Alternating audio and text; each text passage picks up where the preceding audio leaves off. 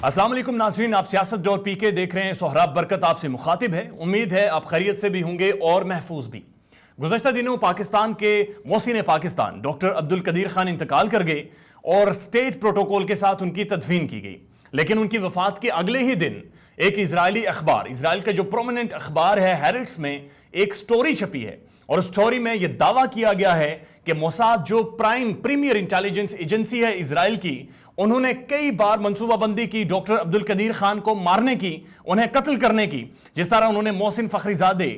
जो ईरान के प्रोमिनेंट साइंसदान थे, उन्हें कत्ल किया। लेकिन इस दफा मोसाद नाकाम रही, बुरी तरह से पूरी तरह नाकाम हुई डॉक्टर अब्दुल कदीर खान को मारने के मंसूबे में। यह स्टोरी बुनियादी तौर पर जिस जर्नलिस्ट से मंसूब की जाती है वो हैं यूशी मलमानी, और ये बड़े प्रोमिनेंट राइटर हैं, जर्नलिस्ट हैं, इंटेलिजेंस एंड स्ट्रेटेजिक अफेयर्स के ये माहिर समझे जाते हैं और कम से कम 27 साल से भी ज़्यादा इनका इन्वेस्टिगेटिव स्टोरीज के ऊपर इनका तजुर्बा है। जो स्टोरी इन्होंने छपी है उसका जो उन्वान टाइटल इन्होंने दिया है वो है how Pakistan Abdul Qadeer Khan father of Muslim bomb. अब इन्होंने यहां पर पाकिस्तान का एटम बम नहीं कहा बल्कि मुस्लिम दुनिया का एटम बम का है, क्योंकि पाकिस्तान वो वाहिद 57 इस्लामिक कंट्रीज में से वाहिद कंट्री है जिसके पास एटम बम की सलाहियत है। इन्होंने स्टोरी में लिखा कि how Pakistan Abdul Qadeer Khan father of Muslim bomb escaped Mossad assassination, कि वो कैसे मोसाद के असैसिनेशन से, मोसाद की मंसूबाबंदी से डॉक्टर अब्दुल कदीर खान बच निकले। उसके बाद जो उन्होंने कुछ एक पॉइंट्स लिखे हैं जिनकी डिटेल्स मैं आपके सामने रखूंगा, वो लिख रहे हैं profiled from shady global proliferation. इन्होंने सबसे ज्यादा इनके बारे में लिखा गया है आर्टिकल में कि इन्होंने जो एटमी राज थे, जो इनकी समझ थी, जो इनकी नॉलेज थी, जिस टेक्नोलॉजी से वो वाकिफ थे, वो इन्होंने दुनिया में फैलाई है। और साथ लिख रहे हैं कि हेल्प्ड ईरान गो न्यूक्लियर, ईरान की भी मदद की ताकि वो न्यूक्लियर की सलाहियत हासिल कर सके। एडिड गद्दाफी, मोमर गद्दाफी लीबिया के जो प्रीमियर हैं, उनकी भी मदद की। और आखिर में इन्होंने बड़े दुख के साथ लिखा है कि passed away from a natural cause not at the hands of Mossad. बड़े दुख के साथ इन्होंने ये शिकवा किया है कि वो मोसाद के हाथों से बच निकले और एक नेचुरल कॉज यानी कोविड से उनकी डेथ हुई है। इस आर्टिकल की बहुत सारी डिटेल्स आपके सामने रखूंगा और इस आर्टिकल में होश रबा इंकशाफात किए गए हैं। और ये जो जर्नलिस्ट हैं ये वाज़ेह तौर पर कह रहे हैं कि मैं कई बार मोसाद के जो चीफ हैं उनसे मुलाकात की और उन्होंने मुझे कंफर्म किया कि हमने बाकायदा एक स्पेशल स्क्वाड तैनात किया है, एक टीम बनाई है जो आने वाले टाइम में डॉक्टर अब्दुल कदीर खान की असैसिनेशन करेगी, उनका कत्ल करेगी। लेकिन वो इस चीज़ में बुरी तरह से नाकाम रहे और इस चीज़ का दुख भी है ज़ाहिर है मोसाद को। और साथ साथ इसमें CIA M16 के बारे में भी होश रफा इंकशाफात हैं। ये बात किसी से ढकी छुपी नहीं है। भारत हो, अमेरिका हो, मोसाद हो या बरतानिया की इंटेलिजेंस प्रीमियर एजेंसीज हों, वो हमेशा से पाकिस्तान की एटमी सलाहियत के पीछे रहे, पाकिस्तान को सेंक्शंस करते रहे, पाकिस्तान पर बैनुल अक़वामी दबाव डालते रहे। तफसीलात आपके साथ शेयर करते हैं। उन्होंने सबसे पहले इनकी तारीफें की हैं पाकिस्तान को लेकर। उन्होंने कहा ये पाकिस्तान के हीरो हैं और ये ता क़यामत पाकिस्तान के हीरो रहेंगे। Father of Pakistan nuclear weapon इन्हें कहा जाता है और इन्हें God father of Iran nuclear programme. अब ये बड़ी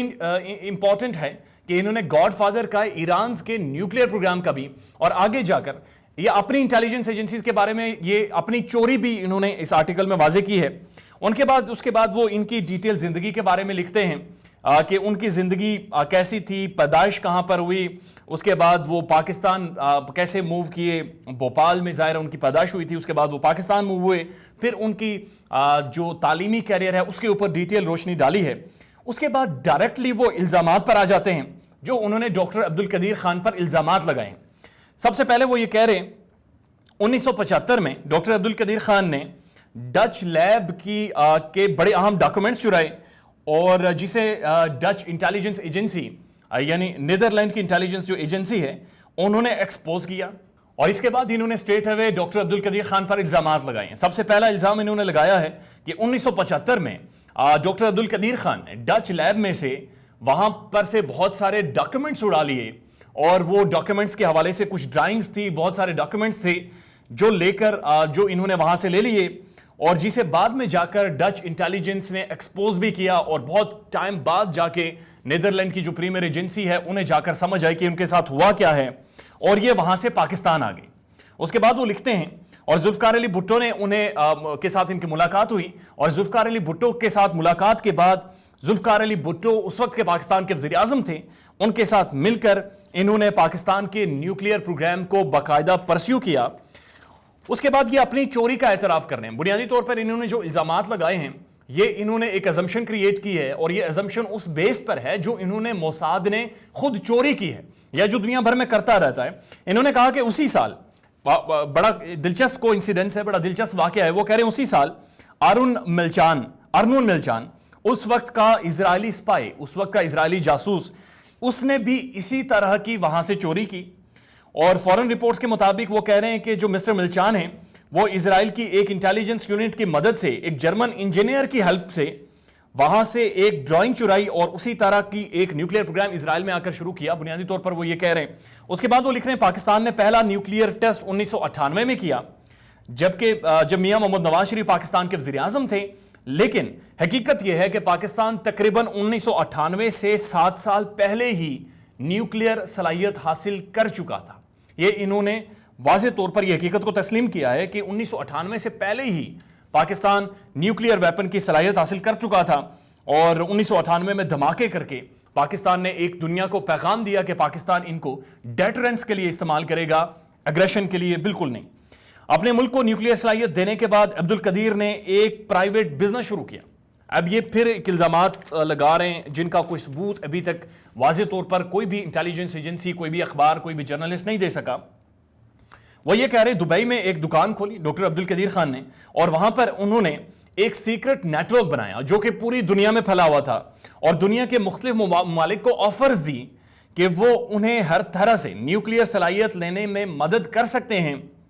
اور اس کے لیے وہ انہیں پیسے دیں۔ اب یہ اتنی آسان چیز ہے، یہ بڑی نارمل سی چیز، یہ جس طرح بتا رہے ہیں، کیونکہ اس سے پہلے آپ کو پتہ ہے کہ سیکنڈ ورلڈ وار کے دوران ہی ہیروشیما اور ناگاساکی پر ایٹم بم یوز ہو چکے تھے، اور دنیا اس کی تباہ کاریوں سے پوری طور پر آگاہ ہو چکی تھی۔ لیکن یہ کہہ رہے ہیں کہ انہوں نے باقاعدہ آرٹیکل میں بھی یہ شاپ کا ورڈ استعمال کر رہے ہیں کہ انہوں نے دکان کھولی اور وہاں سے یہ دنیا بھر کو آفرز دینے لگے، جیسے یہ کسی طرح کا کھلونا ہے کہ آپ دنیا کو آفر دیں گے۔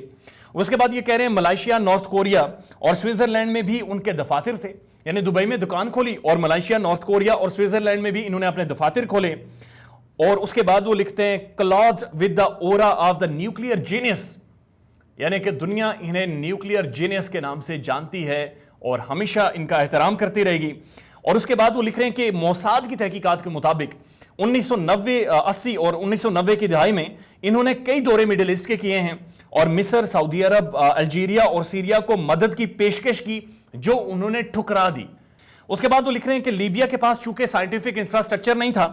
تو انہوں نے ڈاکٹر عبدالقدیر خان کو کہا کہ آپ کہیں اور پوری صلاحیت بنا کر لیبیا کے حوالے کر دیں،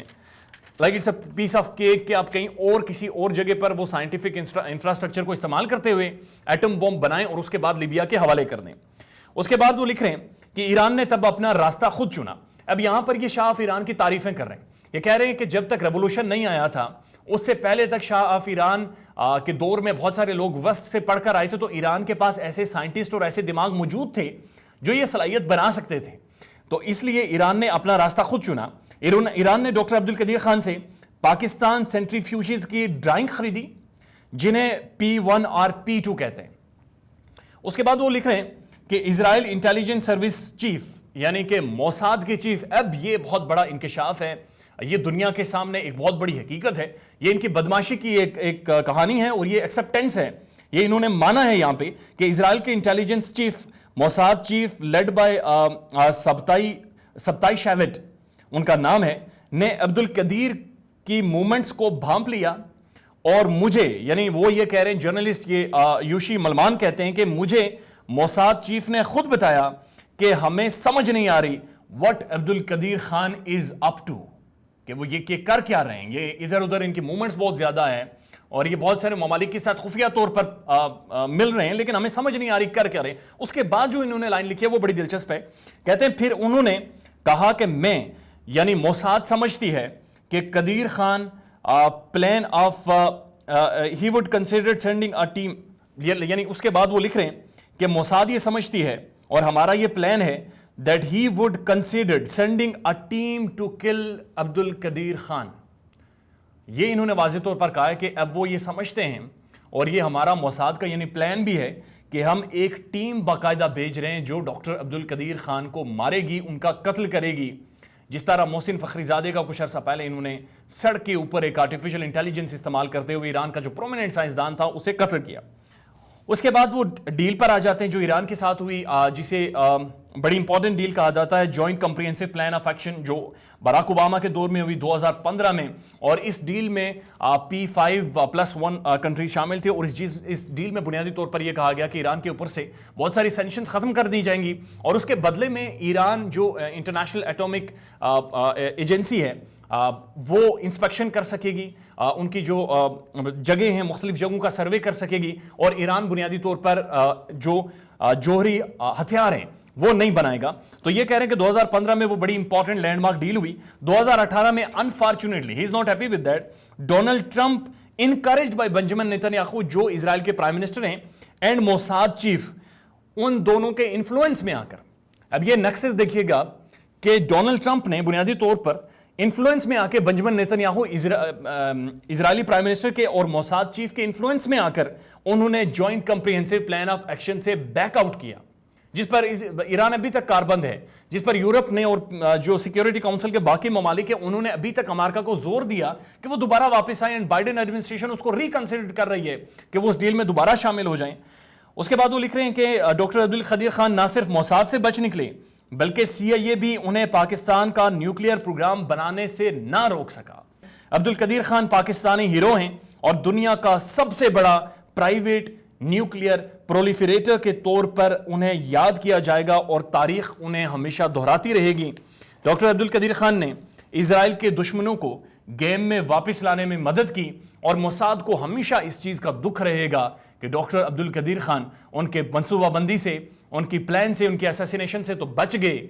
اور ایک نیچرل ڈیتھ ان کی ہوئی ہے۔ اب یہ سٹوری گزشتہ دن ہیرٹس میں چھپی ہے، بڑی زبردست خبر ہے، اور اس میں بہت ساری چیزوں کو مانا ہے، اور یہ بھی بتایا کہ کس طرح سے انٹیلیجنس ایجنسی، جو اسرائیلی انٹیلیجنس ایجنسی ہے، امریکن اور برطانوی انٹیلیجنس ایجنسیز کے ساتھ مل کر دنیا بھر میں دہشت گردیاں کرتے پھر رہے ہیں، اور کس طرح سے دنیا بھر کے جو ایسٹس ہیں، لوگ ہیں، ان کا یہ قتل عام کرواتے ہیں، اور پھر بھی دنیا، خاص کر یونائٹڈ نیشن، ان کے خلاف کسی بھی طرح کا کوئی قانون، کسی بھی طرح کی پابندی لگانے میں ابھی تک ناکام ہے۔ اپنا خیال رکھیے گا، اور ہمارے چینل کا بھی۔ اللہ حافظ۔